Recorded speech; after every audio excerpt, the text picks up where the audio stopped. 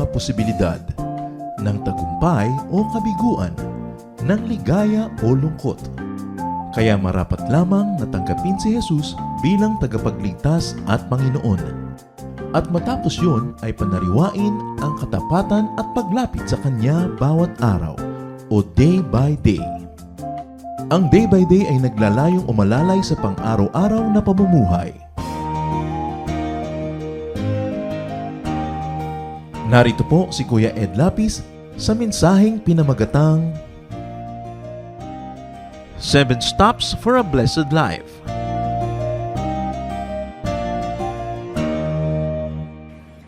Gustong-gusto po nating lahat ng mga tao na tayo ay mapagpala ng Diyos. Maraming mga nagsasakripisyo para mapagpala. Merong mga dinadaan sa mga pagbibigay para sila'y mapagpala. Ano nga ba ang marami at mabisang paraan? Sa physics po ay may tinatawag na law of impenetrability. It means only one thing can occupy one place at one time. Kaya naman, sa buhay natin para tayo mapagpala, ano kaya na mga kabaligtaran ng pagpapala ang dapat mawala? Ano ang dapat lumabas sa ating buhay para may pagpapalang pumasok? Ano ang dapat na itigil at mahinto para magsimula ang pagdaloy ng pagpapala? Ang atin pong mensahe, pinamagatan nating 7 Steps for a Blessed Life.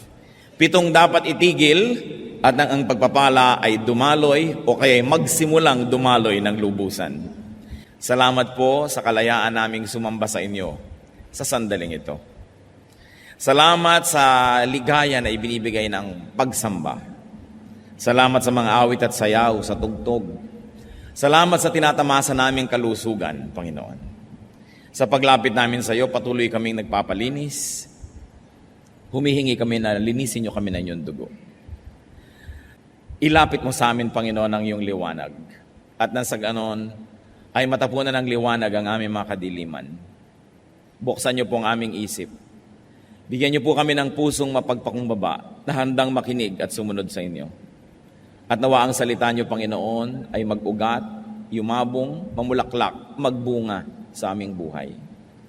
Ang gusto po namin, Panginoon, makipagniig sa inyo. Kasihan niyo po kami sa aming pagsamba. Buksan ang aming tainga na marinig ang inyong mga katuruan at ang aming puso upang sumunod dito. Nawa, Panginoon, kami magkaroon ng kapayapaan kung sino man ang maaring ginugulo, binabagabag ng iba't ibang mga alalahanin. Humihingi kami ng kapayapaan na sa inyo lang maaring magmula. At nawa, walang maging kaagaw sa aming pansin ang inyong salita. Gamitin niyo po ang inyong hamak na lingkod na tungtungan ng inyong paa.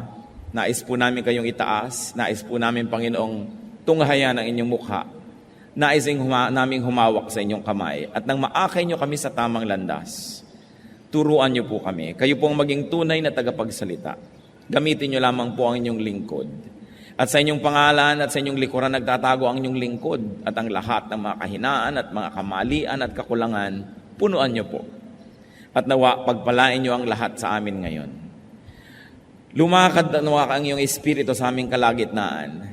At kami, Panginoon, ay bigyan niyo ng isang bagong lakas, isang bagong karunungan, isang bagong pag-asa. Sa ngalan ng Panginoong Yesus, itinataboy namin ang anumang masasamang espiritu at binibigo ang mga balak ng anumang masasamang tao sa aming paligid. At ang aming Panginoong hinihingi ang inyong pagtatanggol. Iadya niyo po kami sa gawa ng masasama. Ganon din ang dalangin namin para sa aming sambahayan, sa aming mga nasasakupan at mga mahal sa buhay na di namin kasama ngayon. Nawa kayo rin pong mag-ingat sa kanila. Nawa ang kapayapaan niyo ay maghari sa aming puso at ang salita niyo matanim na parang mabuting binhi. Hinihiling namin na inyong presensya at kami nananalig na inyong ibibigay ang hinihiling namin sapagkat ito ay aming Panginoong hinihiling sa pangalan ng iyong anak, ang aming tagapagligtas na si Jesus. 7 Steps for a Blessed Life. Sabi po sa Jeremiah 7 verses 5 and 7, "If you really change your ways and your actions, then I will let you live in this place." Isang kondisyon ay binigay ng Panginoon sa mga tao. Kung talagang magbabagong loob kayo, papalitan ninyo ang inyong mga pamamaraan, hahayaan ko kayong manahan sa lugar na ito. At natural ang pinag-uusapan po ay isang bayang pinagpala, isang sitwasyon sa buhay na punong-puno ng pagpapala ng Diyos. Kaya sabi niya, if you change your ways, I will bless you. We want blessings, we must be ready to follow the rules and to play it by the book. Isang-isa pong dapat nating itigil kung ito hindi pa natin lubos na naititigil para ang pagpapala ay magsimula is to stop childish thinking. Tigilan ang pag-iisip bata. Pwede nating mithiin na magmukhang bata, hindi naman siguro masama. Pero ang mag-isip bata ay dapat ng talikuran because it is limited, simplistic, and selfish. 1 Corinthians 14:20, brothers, stop thinking like children. In regard to evil, be infants, but in your thinking, be adults. So, atin pong bigyan ng diin, in regard to evil, be infants. Sa lahat ng bagay na may kaugnayan sa kasalanan at kasamaan ay maging isip bata, maging isip musmos. Walang alam, inosente, malinis. In fact, infants are younger than children. So better and cleaner and purer than children is what God requires. And in regard to thinking, be adults. Sa paggawa ng masama, walang muang. Subalit sa pag-iisip ng tama, tayo dapat ay mistulang mga may karanasan, marurunong na at may edad. In other words, the Bible is asking for maturity, for a kind of thinking that is understanding and accommodating. Ano pong application nito sa ating buhay ngayon? Tayo po ba ay nag-iisip bata pa? Kung minsan, ay marami tayong mukha at anyo. Pagka ang kaharap mo itong grupo ng mga taong to, ikaw ay mature. Subalit may mga tao na pag sila ang kaharap tayo, nagbabata-bata ang pilit. Pinipilit natin na tayo yung inuunawa, tayo lagi yung inaasikaso, tayo lagi ang iniintindi.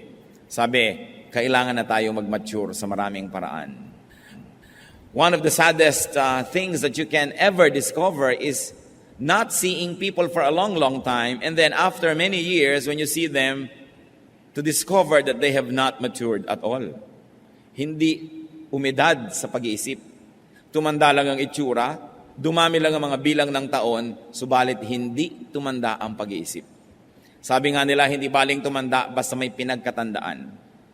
At nakakalungkot po, may mga tao na kahit ilang dekada na ang lumampas sa kanilang buhay, ganun pa rin mag-isip. Ganun pa rin kakitid ang isip. Ganun pa rin karami ang mga hinihingi na bata lang dapat ang humihingi. Laging siya ang inuunawa. Paano po ba mag-isip ang bata? Siya lagi pagka nagugutom, iiyak. Kailangan itigil mo lahat ng iyong ginagawa para siya pakanin. Pagka meron siyang hindi gusto, iiyak. Dadaanin ka sa iyak, iba-blackmail ka. Emotional blackmail. Hindi siya marunong magpakain sa sarili, papakainin mo pa. Hindi siya marunong magligpit ng kanyang mga kalat, ipagliligpit mo pa. Hindi niya maipagtanggol ang kanyang sarili. Subalit ang mga tao po na nagmamature, nababaligtad, nalalaman mo na nagmamature na ang iyong anak, ang iyong pamangkin, ang mga bata, kung tumitigil na sila unti-unting kailangang laging alagaan at pagkatapos natututo sila na maging responsable, at pagkatapos, sila na ngayon na nag-uumpisang mag-alaga sa iba, sa mga nakakabata, sa kanila o sa mga sobrang matatanda na, then we really show signs of maturity. Kahit po sa ating espiritualidad, kung lagi ka na lamang na kailangang ipanalangin, kailangan ka laging paalalahanan, ligaw-ligawan para umattend sa worship, sundu-sunduin, ibig sabihin, isip bata pa tayo. Kasi tayo pa yung inaalagaan.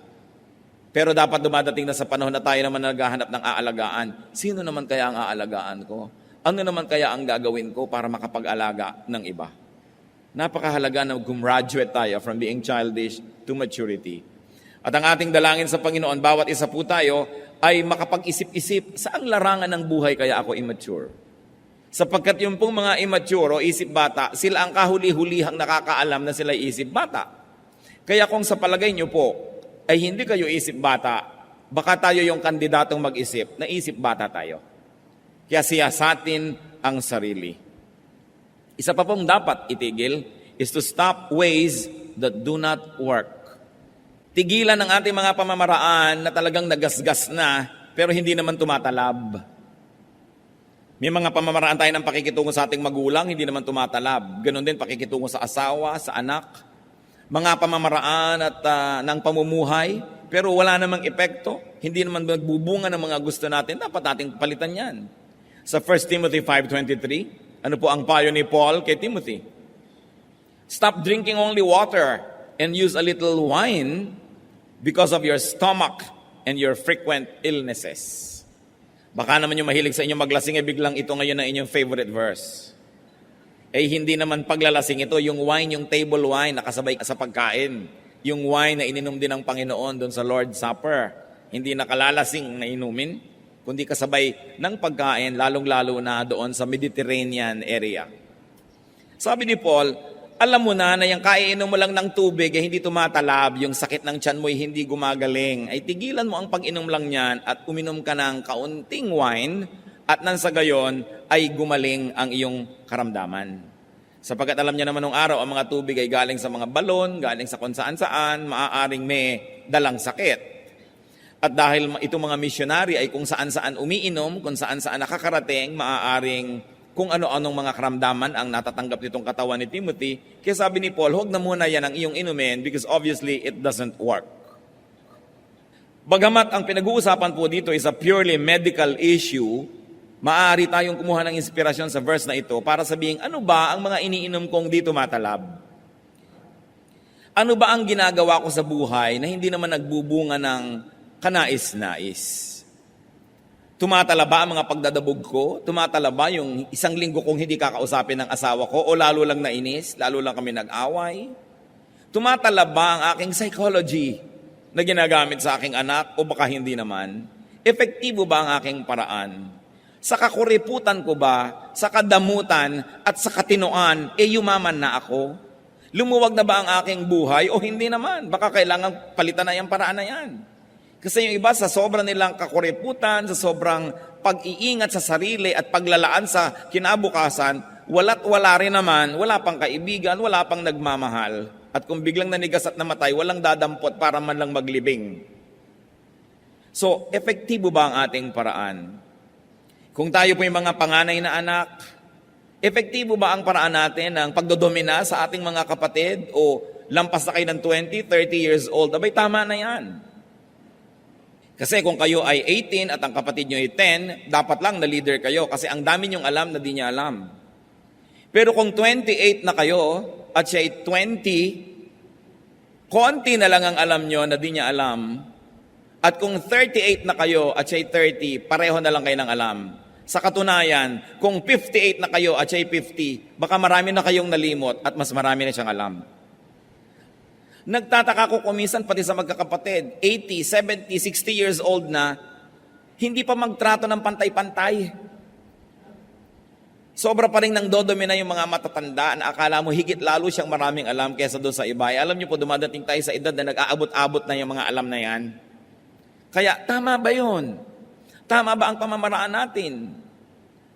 Kumisan yung pressure na ibinibigay ng magulang sa mga anak, tama ba? Does it work? Yung mga kahigpitan natin, tumatalab ba?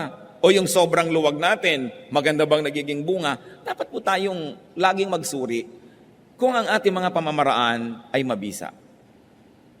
And we should learn from this principle. Sabi ni Paul, stop taking only A because it doesn't work. Take B.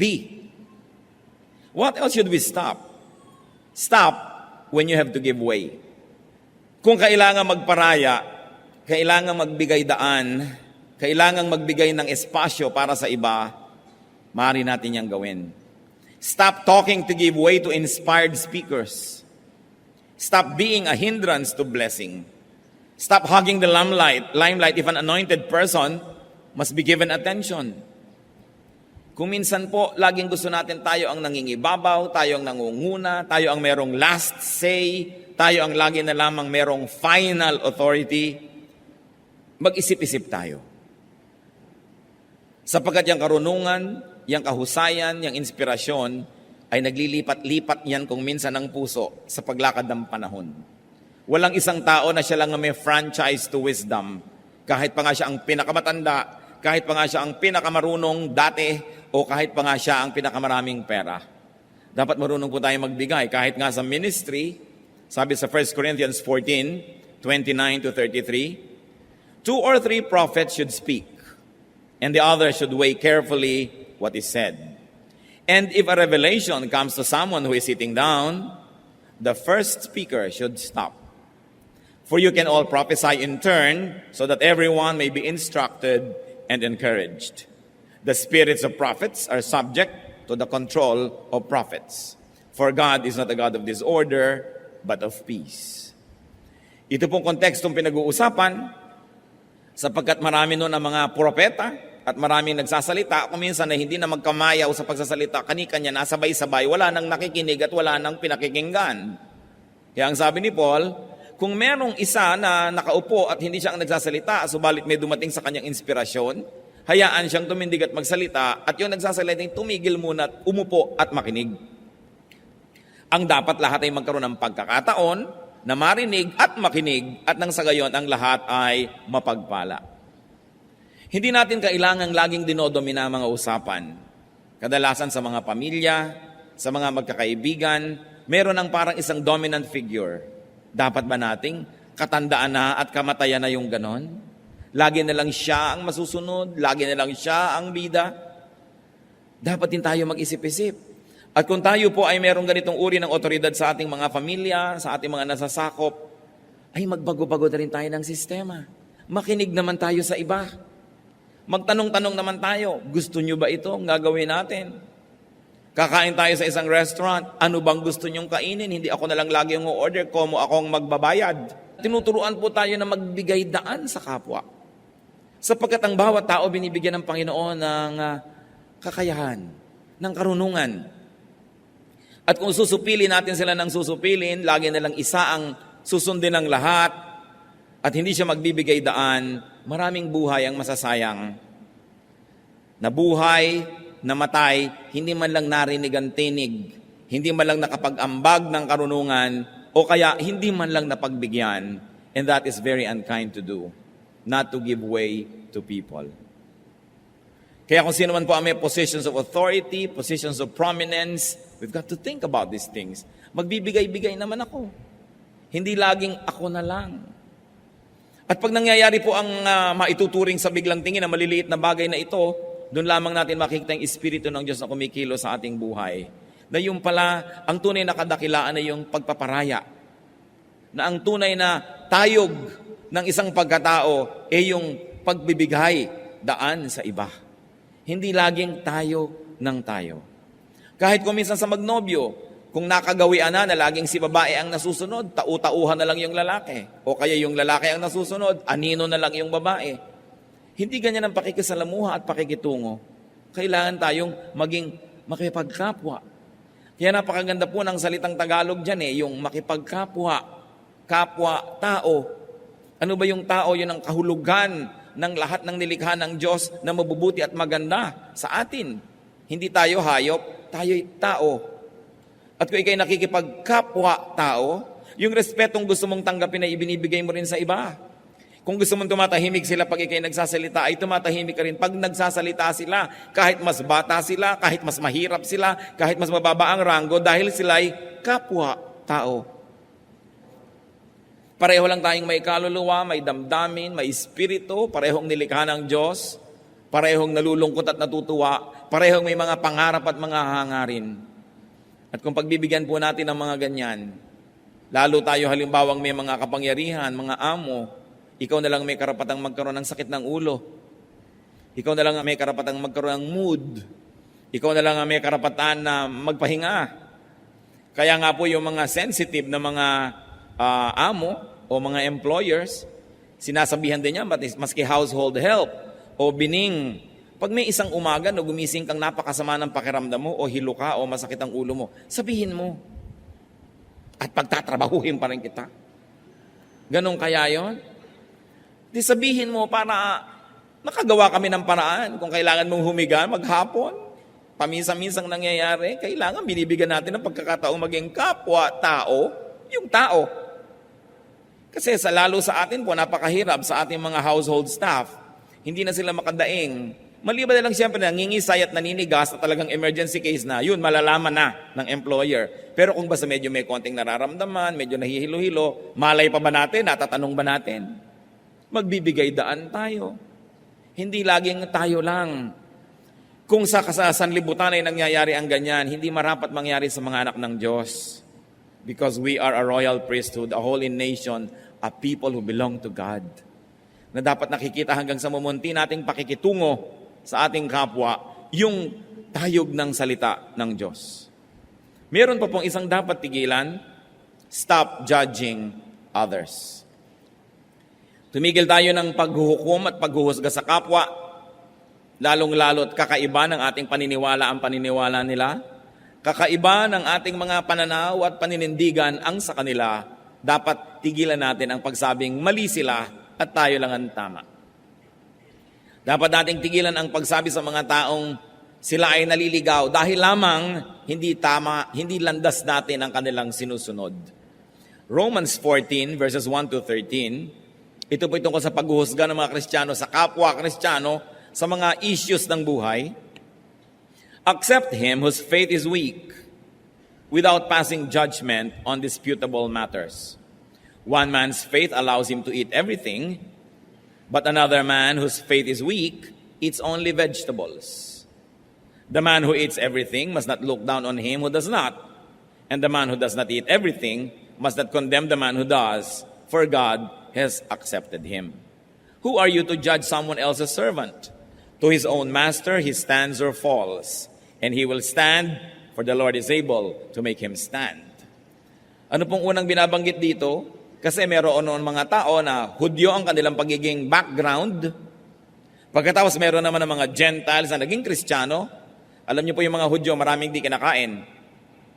Ngayon, yung mga Gentiles, lahat ng gumagapang, lumilipad, tumatakbo, lumalangoy, kinakain. So, i-judge naman ng mga Gentiles yung mga Hudyo. Ang arte-arte nyo naman. Yan, ang dami-dami yung hindi makain. Samantalang pinalaya na tayo ng Panginoon, nakainin ang lahat. Yan namang mga Jews, i-judge nila yung mga Gentiles. Makasalanan kayo. Kumakain kayo ng palaka. Kumakain kayo ng mga hito. Kumakain kayo ng mga burong talangka, etc., etc. At sila ay nagsisiraan. At sabi ni Paul, huwag kayong ganyan. Kung ang gusto mo lang kainin ay gulay, gusto mo vegetarian ka, di vegetarian ka, pero huwag mong husgahan yung kumakain ng mga lumilipad na insekto. At ikaw naman, kumakain ka ng dinosaur, huwag mong pintasan yung gulay lang ang kinakain. Sabi, kanya-kanya tayong konsyensya, tumaharap tayo sa Diyos tungkol dyan. One man considers one day more sacred than another. Another man considers every day alike. Each one should be fully convinced in his own mind. So meron namang sobrang legalista kung kailan ang Sabat. Meron namang nagsasabi na, basta ang sabi ng Panginoon, 6 days of work must be broken by a 7th day of rest. Sa factory ako nagtatrabaho Tuesday ang off ko. Bakit ko ipipilit na maging Sabado yon? Matatagalan ako ng trabaho. Sabi naman nung nagpipilit na Sabado, di matagalan ka ng trabaho, magutom ka, pero sundin mo dapat ang Sabat, Sabado. Mag-aaway-aaway ngayon sila. Sabi ni Paul, may taong ang tingin niya sa isang araw na yun ang banal. Mayroon namang isa, ito ang banal. Di huwag kayong mag-away. Hayaan mo siya. Kasi lahat naman ng araw sa Diyos ay pareho. Siya naman ang lumikha ng lahat ng araw. At ang itinuturo po ng Biblia, on the 7th day you will rest. 6 days you shall labor, and on the 7th you rest. Mahalaga ba kung saan tumama yung 7? O ang mas mahalagay, pinagpapahinga ka ng Diyos na walang 7 araw na tuloy-tuloy na pagtatrabaho. Magpapahinga ka. Kaya po, ito'y pinag-aawayan ng maraming tao maging hanggang ngayon. Nalilimot nila itong sinasabi ni Paul dito na, huwag kayong manghusga. Kung sa kanya yun ang banal, di yun ang banal. He who regards one day as special does so to the Lord. He who eats meat eats to the Lord, for he gives thanks to God. And he who abstains does so to the Lord and gives thanks to God. For none of us lives to himself alone, and none of us dies to himself alone. If we live to the Lord. And if we die to the Lord. So whether we live or die, we belong to the Lord. For this very reason, Christ died and returned to life, so that he might be the Lord of both the dead and the living. Then you, why do you judge your brother? Or why do you look down on your brother? For we will all stand before God's judgment seat. It is written, as surely as I live, says the Lord, every knee will bow before me, every tongue will confess to God. So then each of us will give an account of himself to God. Therefore, let us stop passing judgment on one another, Instead, make up your mind not to put any stumbling block or obstacle in your brother's way. So first of all, on dietary issues, sinabi, kanya-kanya yan. Sapagkat sa Old Testament, maraming regulasyon. Sa New Testament naman ay pinalaya ng Panginoon ng mga tao. Sabi niya, it's not important what gets into the mouth, but what gets out of it. So, alin ba dun sa dalawang susundin mo? Nasa iyong pananalig kasi hindi yon may kinalaman sa iyong kaligtasan. Meron naman on special day issues, meron mga Kristiyano, aawayin yung mga gustong magsabit ng parol pag Pasko. O ba't ka naglalagay ng Christmas tree, pagan yan, evil yan? Wala akong kinalaman sa paganism nung araw, naglalagay lang ko kayong pampasaya. Parang nagdagdag lang ako ng ribbon sa aking damit o buhok, huwag mo sabihing evil to. Sapagkat yung mga bagay na yon ay pang-ibabaw, hindi naman nang pumapasok sa loob ng puso. On feasting or fasting. Sabi, kung ikaw ay kain ng kain, nagpapasalamat ka naman sa Diyos at kinikilala mo sa Kanya galing yon, di tinatanggap ka ng Panginoon. Gusto mo namang mag-ayuno at nagpapasalamat ka rin sa Diyos sa pag-ayuno mo, di tinatanggap ka rin ng Panginoon kung ano ang konsyensya mo na hindi lumalabag sa salita ng Diyos. Kasi pareho naman yan na may makukuha kang verse na nagsusupport Ibig sabihin, malawak yung pwedeng pagkilusan ng Kristiyano at pagkunan ng kanyang pagbabasihan ng kanyang ginagawa. Hindi katulad ng marami, naglalakad lang o na doon sa gitna ng kalsada na may puting linya, samantalang ang lapad-lapad ng kalsada. Merong mga Kristiyano, ganun Ang lapad-lapad ng mundo, ang dami-daming pwedeng gawin, napakalimitado ng ginagawa sa sobrang pagiging bookish. While it is not wrong to walk in the center of the road, especially if it's a pedestrian road, but you can move to the left and to the right with God-given freedom. And those who would like to walk on the left side or the right side should not be judged by those who walk only in the center.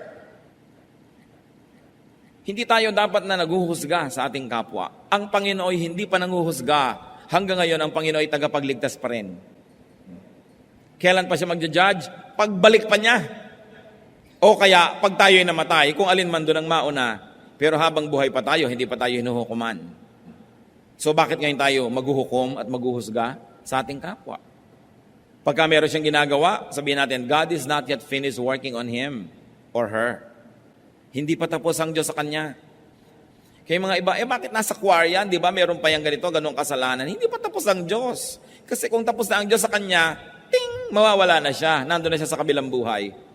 Hindi pa siya graduate sa buhay na ito. Kaya sa halip na lagi nating sisilip-silipin ang mga kapintasan at kakulangan ng kapwa natin, ipanalangin natin sila, tulungan natin sila, at kung may konti tayong alam sa mabuti at magandang paraan, ituro natin sa kanila.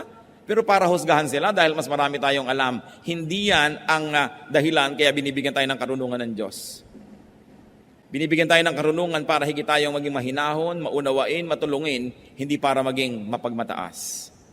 Napakahalaga na hindi madapa ang kapwa dahil na-o-offend sila sa atin, nasisiraan ang loob dahil sa ating mga panghuhusga. We should stop measuring people only by our standards. Katulad din ng sinigang. Matabang ang sinigang mo. Sa ganyan ako magsigang Yan ang sinigang ko. Hindi yung ito ang sinigang dapat, ito dapat ang lasa ng ganito. Kasi kanya-kanyang pangluluto, kanya-kanyang nahiligan. Hindi naman moral issue yan para pagtalunan. Kaya dapat marunong din po tayong magbigay ng daan sa ating kapwa. Ba't natin pinag-uusapan ng ganito mga bagay? Sapagkat itong mga bagay na ito ang napapabayaan ng maraming Kristiyano. Sa ulo ang lahat ng Ten Commandments, ang lahat ng doktrina sa buhay, pero sa ganitong mga bagay, tayo nadadapa at nagkukulang. Ano pang dapat nating tigilan para ang buhay natin ay mapagpala? Stop grumbling. God has constantly taught against grumbling. Yung reklamo ng reklamo, katsang ng katsang, maraming comment, hindi na siya masaya, magre-reklamo pa para lumungkot din ang kapwa na sana'y masaya na, napalungkot pa niya. Laging maraming mga puna, maraming pintas, dapat na itong itigil. Alam niyo kung bakit ito pinagdidiinan? Kasi 99% ng mga Kristiyano guilty pa dito. Walang tigil ng karareklamo. Walang tigil ng kahahanap ng maipipintas, ng mga kasiraan. Samantalang dapat hinahanap natin kung ano yung mabuti, kung anong maganda, kung anong mapupuri. kung ano ang pagpapala na naroon na. John 6:43, "Stop grumbling among yourselves," Jesus answered. At isa ito sa mga paulit-ulit na turo sa Biblia, Old or New Testament alike. Stop grumbling. Wives, what are you grumbling against your husband? Ano ang mga reklamo niyo at mga katsang-katsang tungkol sa inyong asawa na para bang pwede pa kayo magpalit? Habang nagre-reklamo ka ng nagre-reklamo, yung reklamo mo lalong lumalaki, lalong lumalalim, lalong tumitibay, kaya lalong nagkakaroon ka ng dahilan para magreklamo. Samantalang habang pinupuri mo ang iyong asawa, yung mga kapuri-puring bagay sa kanya, lalo namang tumitibay, lalong lumilinaw, kaya lalo mo siyang namamahal at nababawasan ang iyong pagrereklamo. Very seldom that husbands are grumbling against their wives among themselves. But it's more often that wives among themselves are grumbling against their husbands. Kaya napaka-importante na mabae ka man o lalaki, husband or wife, anak ka, grumbling against your parents, at hindi ka maghanap ng maipupuri at maipagpapasalamat. Stop grumbling.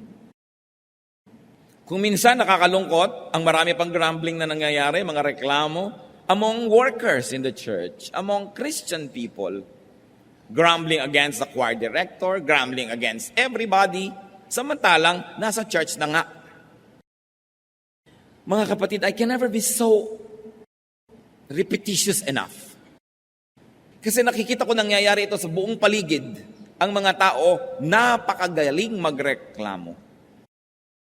Sinisilip ang kapwa, yung mga privileges ng iba, yung mga tinatamasa ng iba, lagi nilang tinutuos, hindi ipagpasalamat kung ano yung nasa kanila. Magkakapatid na reklamuhan ng reklamuhan laban sa isa't isa. Nag-aagawan ng mga mana, sira-sira lang naman piano at isang dangkal na lupa. Magkakagagalit, grumbling against each other. Mga magbiyanan, yung mga manugang na walang ginawa kundi pag-usapan yung kanilang biyanang babae at chismisin at reklamuhan ang mga kanyalang mga kapwa. Alam nyo, meron akong 2 kilalang babae na talaga namang huwaran. Pwede natin ipagpagawa ng monumento kung paano umibig sa kanilang biyanan. At hindi si Ruth yun, matagal na siyang yumao. Mga babaeng nandito ngayon sa ating kapaligiran na talaga namang pag silang nakakausap mo, parang dapat lahat ng tao magkabiyanan. Pero natitiyak ko na ang mga biyanan nun may kakulangan din. Pero dahil nagpasya sila na mahalin ang kanilang mga biyanan. Alam nyo yan ay pagpapasya. If you decide, every little aspect of your life will follow the grand design and the big decision. But if you have decided on the other side, then every little act and thought that comes into your life will follow that direction of grumbling. Yun pong mga hindi na natin mapapalitan na karakter ng buhay natin, magpasya na tayong mahalin sila. Sapagkat pag pinagpasyahan natin yan, madali nang sumunod ang maliliit na detalye ng ating buhay. Kung meron naman po tayong mga valid complaints, talagang dapat, anong dapat gawin? Di pag-usapan. At kung talagang humahanap po tayo ng solusyon sa ating mga reklamo, hindi natin sinasabi ang reklamo natin kung kani-kanino. Pumupunta tayo doon sa tao na itinuturing nating pinagmumulan ng suliranin, at tayo ay sa mahinahon na paraan humahanap ng solusyon. Kasama sila. So you don't talk about people, but you talk with these people. Then something positive will happen. Pwede po bang tandaan natin itong mabuti? Kasi nakakamalat na tong topic na to eh. Yung stop grumbling, yung stop talking about people but talk with people with whom you have a problem para malutas. Because when you talk about people, the problem will never be solved. And because walls have ears and potatoes have eyes, even corn has ears. Anong mangyayari? Makakarating sa pinag-uusapan nyo yung balita. Magsasalita din siya, makakarating sa inyo, lumala na ng lumala, samantalang hindi naman kayo nag-uusap. Ito isa na nating palitan na paraan. Napakalaki ng bigat na mawawala sa pasanin ng tao Kung matututo na lang tayo na kausapin yung taong sa palagay natin ay may kinalaman sa suliranin, pero huwag siyang pag-usap-usapan. There's always a proper forum for everything. At dapat may kaayusan. 1 Corinthians 14:40, but everything should be done in a fitting and orderly way. May isa pa pong dapat tayong tigilan. Stop doubting. Faith is everything. John 20:27, then he said to Thomas, this is the Lord saying to Thomas, put your finger here, see my hands, reach out your hand and put it into my side. Stop doubting and believe. Mga kapatid, mag-isip tayo. Anong pangako ng Diyos ang pinagdududahan nyo? Anong salita ng Diyos na napakalinaw sa Biblia ang pinagdududahan nyo? Sabi ni Lord, stop doubting. Believe. Ang nangyayari sa ating buhay ay inuukit at binibigyan ng anyo at kulay ng ating pananampalataya. Ang maaari lang maganap ay yung lang pinaniniwalaan natin. Faith can extend or limit us. Kaya napakahalaga, panindigan ang mga pangako ng Diyos. Hindi ibinigay, hindi isinulat ang mga pangako ng Diyos para pagdudahan.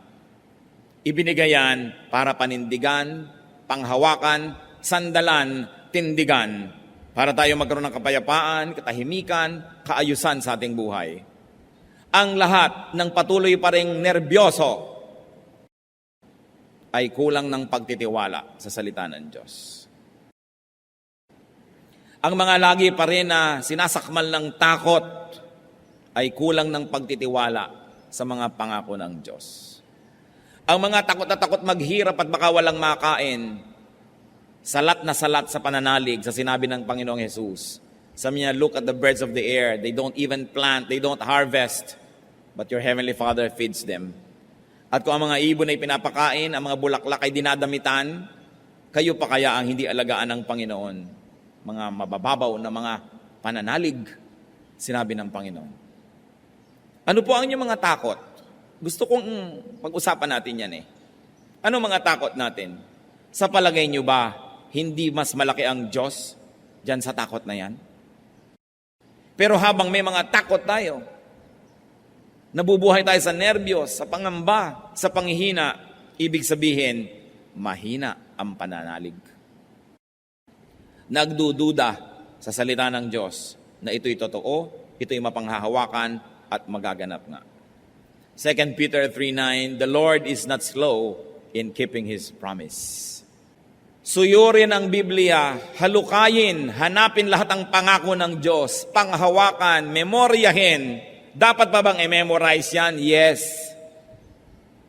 Because when you memorize and commit to memory the promises of God, you will be able to pull out the right promise at the right moment and you will be strengthened. Ang ating pagkain ay ang salita ng Diyos. Hindi ba sabi ni Satanas kay Lord, kung talagang Diyos ka, gawin mo mga pagkain niya mga bato. Sabi niya, man does not live by bread alone, but by every word that comes from the mouth of God. Anong isa sa mga kahulugan niyan? Ang pagkain natin ay ang salita ng Diyos. Nangihina ka, physically, kakain ka ng pagkain, iinom ka ng mga vitamins, iinom ka ng mga herbs, at kung ano-ano pa, para ka lumakas. Spiritually, nangihina ka, ang pagkain mo ay salita ng Diyos. Ano? Ang kanyang mga pangako. Ay, maaalala ko yung pangako na yun ng Diyos. Kakainin ko ngayon yung pangako na yun. Malakas na ako kasi kumain ako ng tama kong kainin. Kaya yung panghihina, isa lang po yan na sintomas na tayo'y mahina sa pananampalataya. Ang mga anak ng Diyos ay victorious because God is victorious. Malalakas ang loob dahil kakampi natin ng Diyos. Masisigasig, hindi lalampalampa, hindi hihina-hina. It is the devil who comes to steal, to kill, and to destroy. But Jesus says, I have come that you may have life and have it to the full. A full life. Don't just exist. Get a life, a full life. At kailangang panghawakan natin literally ang mga pangako ng Diyos. Pag sinabing ganon, gawin. Pag sinabing tigil, tigil. Pag sinabing go, go. Pag sinabing this is my promise, claim it. Nothing happens to people who do not believe. Kahit sa mga imbensyon, nakakaimbento yung mga tao na naniniwala sa kanilang magagawa. Kahit yung mga unang mga taong tumawid sa dagat Pasipiko nung kauna-unahang mga panahon, naniwala silang magagawa nila yon.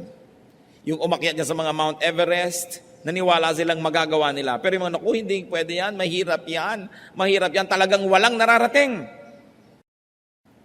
Kahit yung mahihirap na tao na napaasenso ang sarili sa tulong ng Diyos, dahil naniwala silang magagawa nila. Habang lahat ng kanilang mga kaibigan ay nag-give up na at nag-adik-adik na lamang, may mga nagpilit pa rin mag-aral, pinilit magsikap, ngayon umasenso sa buhay dahil naniwala sila.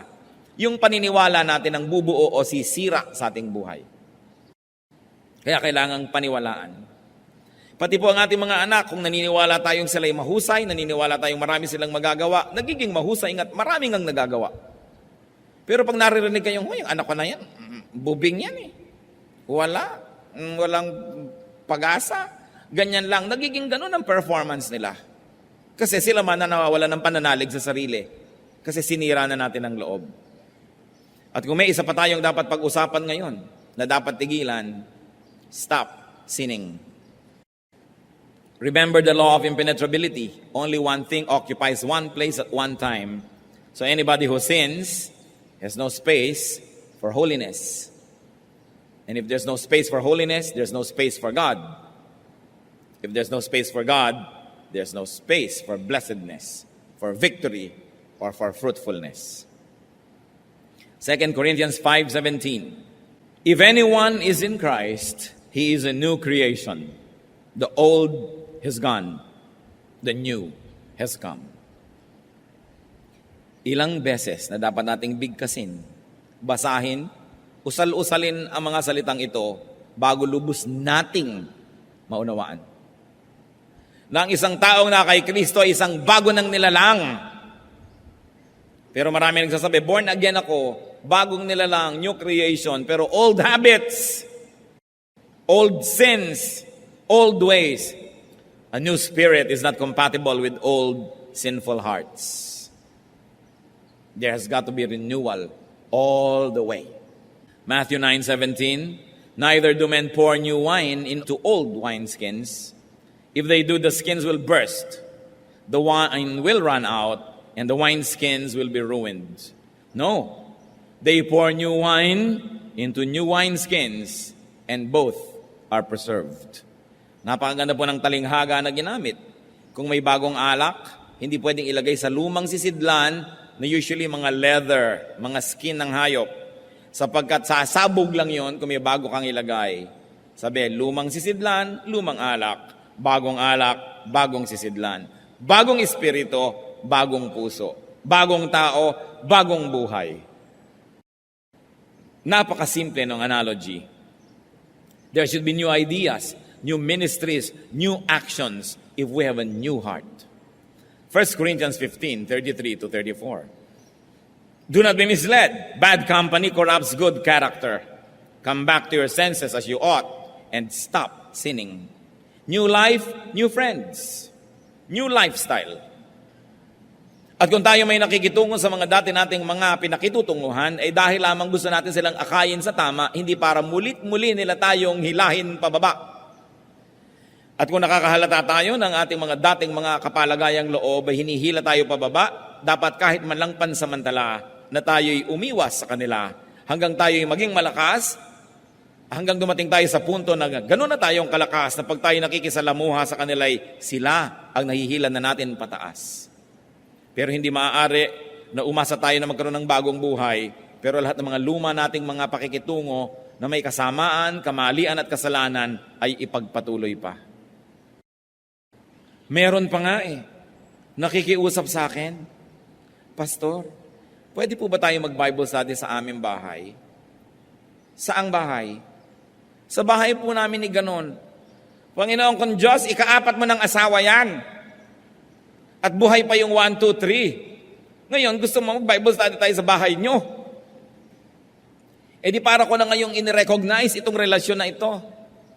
Gusto mo pala mag-Bible study, tanggal-tanggalin mo muna sa buhay mo yung 2, 3, 4. At mag-ayus-ayusin mong yung buhay. Kasi oras na nakasanayan na yon, hindi na mahapdi, hindi na masakit, ang kasalanan na inaalagaan ay wala ng kirot. At katunayan yan, pag nakasanayan ng kasalanan, pag tinatanggal mo, dun pa ngayon makirot. Pero parang isang bulok ng ngipin, ayaw mong ipabunot sa dentista dahil masakit ang pagbunot. Kaya pagtsatsagaan mo na lang na buong buhay, sumasakit-sakit. Sa buhay po natin, kuminsan kailangan ng drastic surgical procedures. Merong dapat pinuputol. Hindi na pinag-iisipan pa, lalo't malinaw na inuutos ng salita ng Diyos na dapat tanggalin sa ating buhay. Kaya nga po yung isang taong pinagaling ng Panginoon, nung makita niya muli doon sa may templo, sa John 5:14, later Jesus found him at the temple and said to him, "See, you are well again. Stop sinning, or something worse may happen to you." Para po tayo tulad ng taong ito, may sakit, may karamdaman, pinagaling na ni Jesus. Sabi niya, aba, magaling ka na pala, ha? Di ba't pinagaling kita? Opo. Sabi ni Lord, tigil-tigilan na ang mga kasalanan, ang pagkakasala, dahil maaring may mas masahol pang mangyari sa iyo kaysa nung bago kita pinagaling. Stop sinning, or something worse may happen to you. That is from the mouth of the Lord. At sa palagay nyo, ito'y isinulat sa Biblia para lang tingnan natin as history. No, this is current events because this is universal message. It's telling us, stop sinning or something worse may happen to you. So do not just wish and pray for blessedness. Take concrete steps. Stop childish thinking. Stop ways that do not work. Stop to give way to others. Stop judging others. Stop grumbling. Stop doubting. And very importantly, stop sinning. And when we stop these things, we begin to go for glory. Because only one thing occupies one place at one time. Unless you stop doing wrong, you cannot begin doing right. Heavenly Father, thank you for your reminders. Salamat sa kabutihan nyo. Salamat sa mga paalala. Dalangin namin, ito man lang 7 na pinag-usapan, huwag mawala sa aming alaala. Maipamuhay namin. At Panginoon, kami po'y pumuposisyon doon sa daanan ng iyong pagpapala. Sa pagsunod namin sa iyong mga salita, isinasahod namin ang aming mga kamay para tumanggap ng iyong mga pagpapala. Nawa ay dinggin mo ito at nawa ang pagbabago'y makita mo sa amin at nang sa gayon, matupad ang mga mabubuti mong hangarin sa amin. Mga kapatid, panandalian tayong magbulay-bulay. Kung alin man sa 7 ang dapat bigyan ng madiin na pag-iisip, mag-isip-isip. Humingi ng kapangyarihan sa Diyos na siya'y ating masunod. At nawa magkaroon tayo ng tunay na isang buhay na punong-puno ng pagpapala.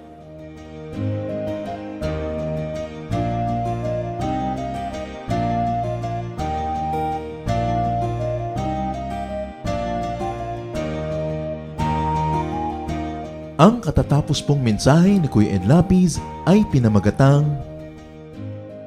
7 Steps for a Blessed Life.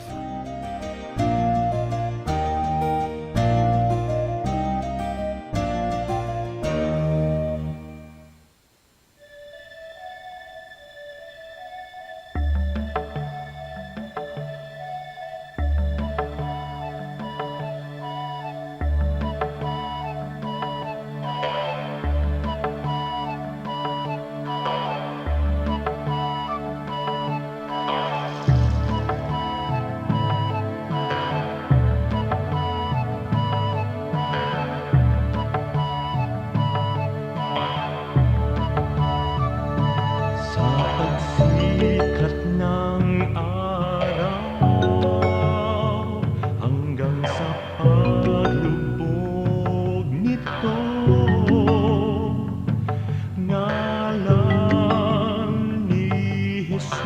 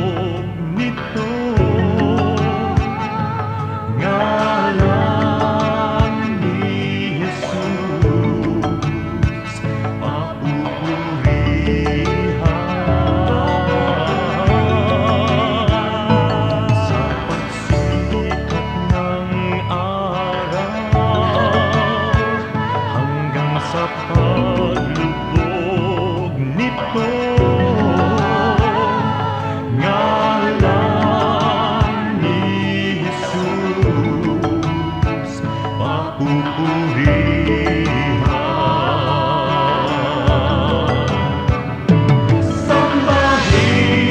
ka, O Diyos, daikon ka, Jesus, daydayawan ka, O Apo Diyos, sa lahat ng panahon. Sambahin ka, O Diyos, kaluguran ka, Jesus, sa lahat ng dako, mapupurihan ka.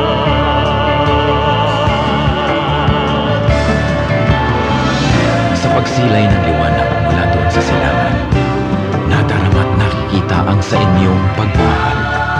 Lumalandas, humahawan, tumatanglaw sa aking daan, nangunguna, gumagabay sa aking bala ng hakbang. Sa pagdatal niyong gabi na malamig at mainam, akin namang nalalasa ang inyong kapayapaan. Pati ningning ng bituin at liwanag niyong buwan ay banayad kaya dulot ay madlang kapahingahan. Sa gabi man o sa araw, sa dilim man o liwanag, kayo ay aking kapiling sa lahat ng kalagayan. Ako'y hindi natitiis, ako'y hindi iniiwan, kaya lubos na papuri ang sa inyo'y aking alay. Sambahin ka, O Diyos, daikon ka, Jesus,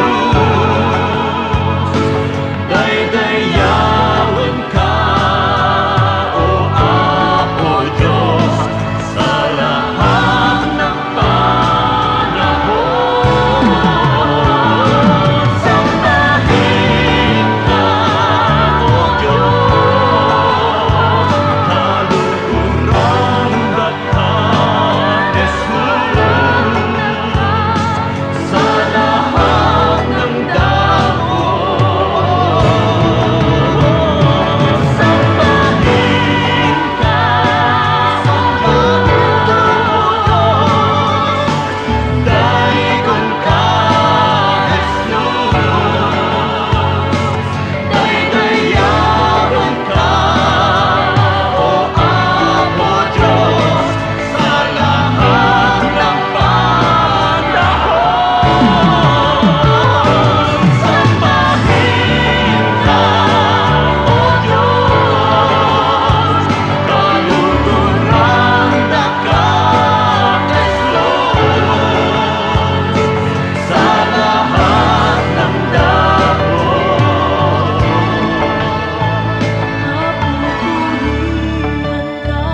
Mapupurihan ka,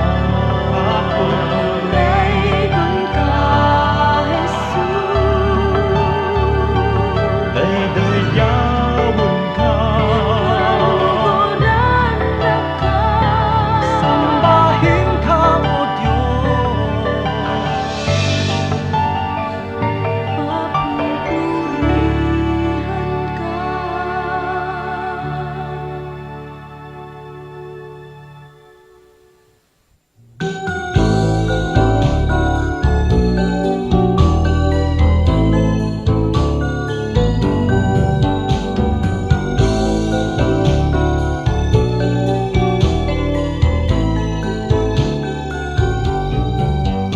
Bigyan mo ako ng pusong laging may awit, hindi nagagalit. At ituro mo sa aking buhay kung paano umibig sa aking kaaway. Kahinahunan, kahinahunan, kahinahunan yung ibigay. Kahinahunan, kahinahunan, bunga ng Espiritong buhay. Kahinahunan, kahinahunan, kahinahunan yung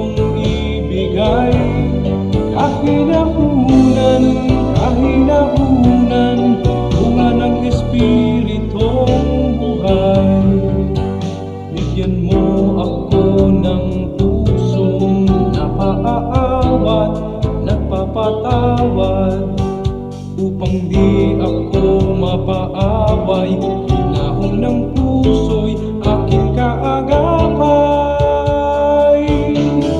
Kahinahunan, kahinahunan, kahinahunan yung ibigay. Kahinahunan, kahinahunan, bunga ng Espiritong buhay. Kahinahunan, kahinahunan, kahinahunan yung ibigay. Kahinahunan, kahinahunan, bunga ng Espiritong buhay.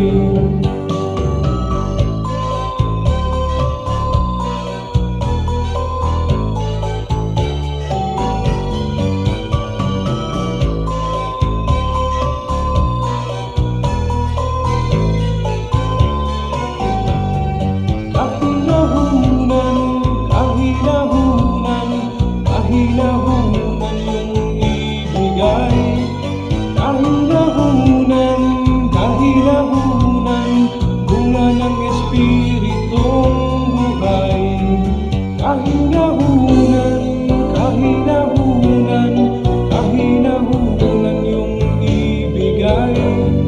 Kahinahunan, kahinahunan, bunga ng Espiritong buhay. Kahinahunan, kahinahunan, kahinahunan yung ibigay. Kahinahunan, kahinahunan, bunga ng Espiritong buhay. Bunga ng Espiritong buhay. Bunga ng Espiritong buhay. Bunga ng Espiritong buhay.